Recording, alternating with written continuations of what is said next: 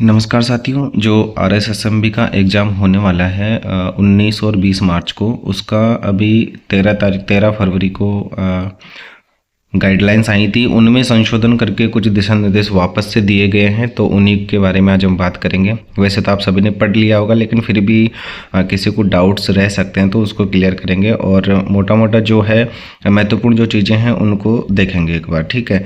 बाकी आप खुद से इसको पढ़ लेना है एक बार, जिसने नहीं पढ़ा है वो पढ़ लेना है टेलीग्राम पर, और इसकी राजस्थानी कर्मचारी चयन बोर्ड की साइट पर भी आपको ये मिल जाएगा इसके PDF, ठीक है। तो शुरू करते हैं। जैसा कि 19 और 20 मार्च को आपका एग्जाम होने वाला है, उसके रिगार्डिंग ही 13 फरवरी को इन्होंने दिशा निर्देश दिए थे, लेकिन उनमें कुछ डाउट्स थे, तो उसी में संशोधन करके इन्होंने वापस से गाइडलाइंस जारी की हैं, तो उसी के बारे में बात करेंगे।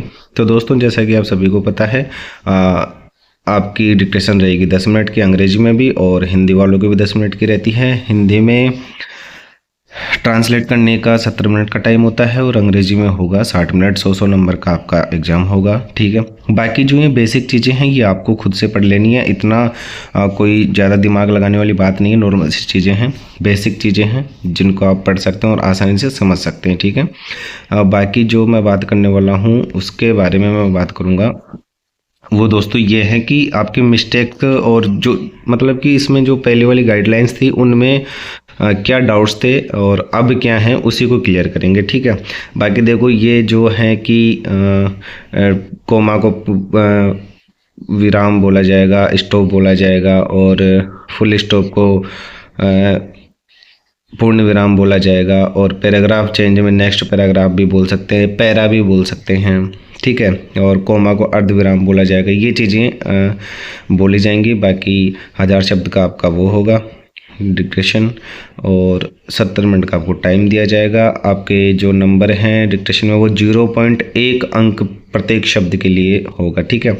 अब यहाँ से शुरू होता है महत्वपूर्ण चीज़, जो है कि अल्ट की का प्रयोग आपको यूज़ करना है, मतलब कि वहाँ पे यूज हो सकता है, आप कर सकते हैं, अल्ट की चालू रहेगा, सीधी सी बात करें तो आप उसका यूज कर सकते हैं, ठीक है। बाकी जो दूसरी चीज़ है कि 20% से अधिक आप गलतियां नहीं कर सकती, ये पहले भी था और अभी भी सेम है, ठीक है। बाकी ये 5% का जो अनुसूचित जातियों जनजातियों के लिए छूट दिया जाएगा, ठीक है। और इसके बाद में है कि गलतियों के जो अंक कटेंगे वो कौन सी गलतियों के कटेंगे, ये वो चीज़ है, ठीक है। तो इसमें देखो कि गलत वर्ण, शब्द या अंक, मानो कि कोई शब्द है उसको आप गलत टाइप कर देते हो, मानो कि प्रत्येक है, प्रत्येक की जगह आप और कुछ लिख देते हो, तो उसका नंबर नहीं मिलेगा। और वर्णों, शब्दों, अंकों का छूटना, शब्द ही छूट गया, उसका नहीं मिलेगा। शब्दों या अंकों के स्थान पर दूसरे शब्द या अंकों का आप शब्दों को रिप्लेस कर देते हो, प्रतिस्थापित कर देते हो, तो उसका आपको अंक नहीं मिलेगा। वर्णों, शब्दों, अंकों या पंक्ति की पुनरावृत्ति करना, यानी कि रिपीट करना, उसी शब्द को 2 बार लिख देना, उसका अंक नहीं मिलेगा। और अंग्रेजी वालों के लिए है कैपिटल M स्मॉल लेटर का यथावत प्रयोग नहीं करना, ठीक है। और हिंदी में मात्राओं का गलत प्रयोग करना, उसका भी आपको अंक नहीं मिलेगा। तो ये चीज़ें हैं। बाकी आपका फ़ॉन्ट वही रहेगा जिस पे आप टाइप करते आए हैं, देवनागरी 10 जिसे बोला जाता है। और पुनरुक्त शब्दों में योजक चिन्ह के प्रयोग को सही माना जाएगा। यहाँ से डाउट्स थे इनमें सभी बच्चों को, तो उन्हीं को क्लियर किया गया है, तो आप आराम से सुनिएगा। जैसे दोस्तों, एक तो होता है कि विपरीत शब्द जैसे होते हैं कि इधर उधर, माता पिता, आसपास, ठीक है, यहाँ वहाँ, तो इन शब्दों में तो मैंने पहले भी बता रखा है काफ़ी वीडियोज़ में, आइफन आता है, योजक चिन्ह आता है RSSMB के अकॉर्डिंग, ठीक है। और दूसरा है जैसे समान शब्द आते हैं उनमें भी योजक चिन्ह का प्रयोग किया जाएगा। वैसे वैसे जैसे जैसे इसमें काफ़ी सारे उदाहरण दिए गए हैं, तो आप आसानी से बिल्कुल समझ सकते हैं कि घर घर, डाल डाल, अलग अलग, पात पात ये दिए गए हैं, तो इनके अकॉर्डिंग आपको आइफन लगाना है, यानी कि योजक चिन्ह लगाना है, ठीक है। ये योजक चिन्ह को सही मानेगा, ऐसे नहीं कि आसपास को आपने जोड़ के लिख दिया और आजकल को आपने जोड़ के लिख दिया, ऐसे नहीं करना है। गाइडलाइंस के अकॉर्डिंग आपको, क्योंकि इन्होंने क्लियर कर दिया है, तो अब अपने को योजक चिन्ह लगाना पड़ेगा। बाकी आसपास और आजकल को साथ भी लिखते हैं ना, तो वो भी सही होता है, क्योंकि उसका वो भी सही रूप है, उसको गलत नहीं माना जाएगा। लेकिन इन्होंने स्पष्ट दिया है तो वो अपने को करना पड़ेगा, ठीक है। तो योजक चिन्ह आपको लगाना है। बाकी नीचे इन्होंने उदाहरण दिए हैं, तो इसमें मोटा मोटा ये है कि ये चंद्र बिंदु को सही मानेगा। चंद्र बिंदु का आपको ज्ञान होना चाहिए, इतने दिन आपको तैयारी करते हो गए हैं तो काफ़ी आइडिया लग जाता है कि कौन से शब्द पे चंद्र बिंदु आता है, कौन से पे नहीं आता है। तो ये आपको अपना विवेक से ज्ञान काम करेगा, ठीक है। दूसरा इसमें है कि देखो, अभी मैं बता रहा था आसपास इसने गलत माना है, वैसे ये सही है। और एग्जाम्स के अकॉर्डिंग आप देखोगे तो ये भी रूप सही है, लेकिन इन्होंने स्पष्टीकरण दिया है तो आपको योजक चिन्ह ही लगाना है, ठीक है। अलग अलग में योजक चिन्ह लगाना है। और दीजिए, ये देखो ये और ए में ए वाले को ही सही माना जाएगा। ये आप यदि लिखते हैं तो वो गलत माना जाएगा। हर जगह ए ही यूज करना है, ठीक है।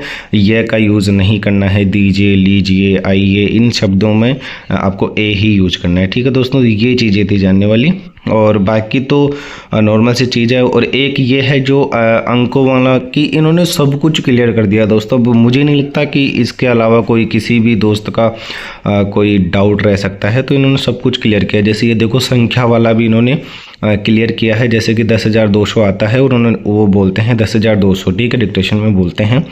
तो आप उसको देखो संख्या के रूप में 10 फिर कोमा 200 ऐसे भी लिख सकते हैं। शब्दों में 10,200 पूरा लिख सकते हैं। मिश्रित रूप में लिखेंगे 10,200 लिखा जा सकता है, ठीक है।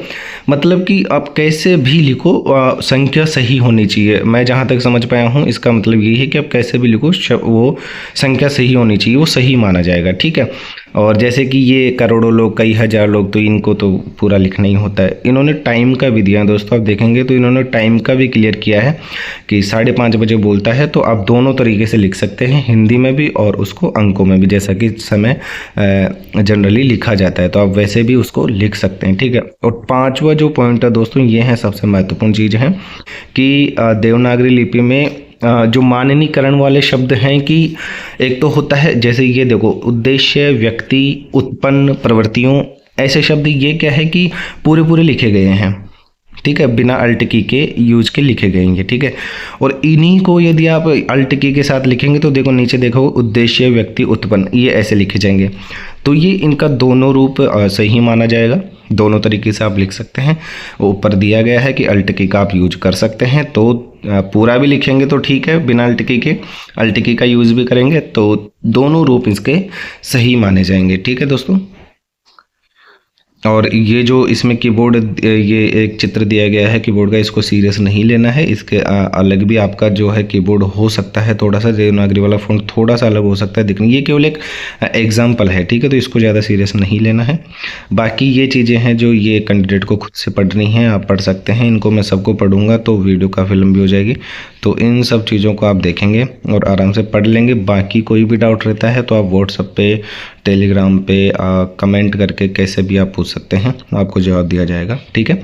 और कंट्रोल्स की का सारा ये खुद से पढ़ लेना है, बेसिक चीज़ें हैं, मुझे नहीं लगता इसमें कोई बताने वाली चीज़ है। तो फिर भी आपका इनको पढ़ेंगे तो कोई डाउट रहता है तो आप आसानी से पूछ सकते हैं। तो दोस्तों ठीक है, ये था आपका संशोधित गाइडलाइंस थी आपकी ये।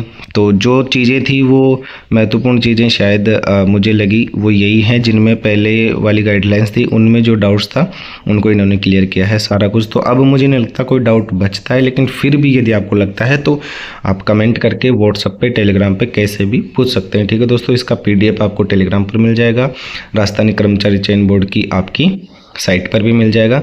और 15 दिन पहले आपका जो है कि इसका मॉक टेस्ट वगैरह आ जाएंगे तो उसको देंगे तो और क्लियर हो जाएगा कि क्या क्या चीज़ें हैं और कैसे क्या हो रहा है, ठीक है। तो ठीक है दोस्तों, ये थी आपकी गाइडलाइंस, तो आराम से पढ़ लीजिएगा। Thank you.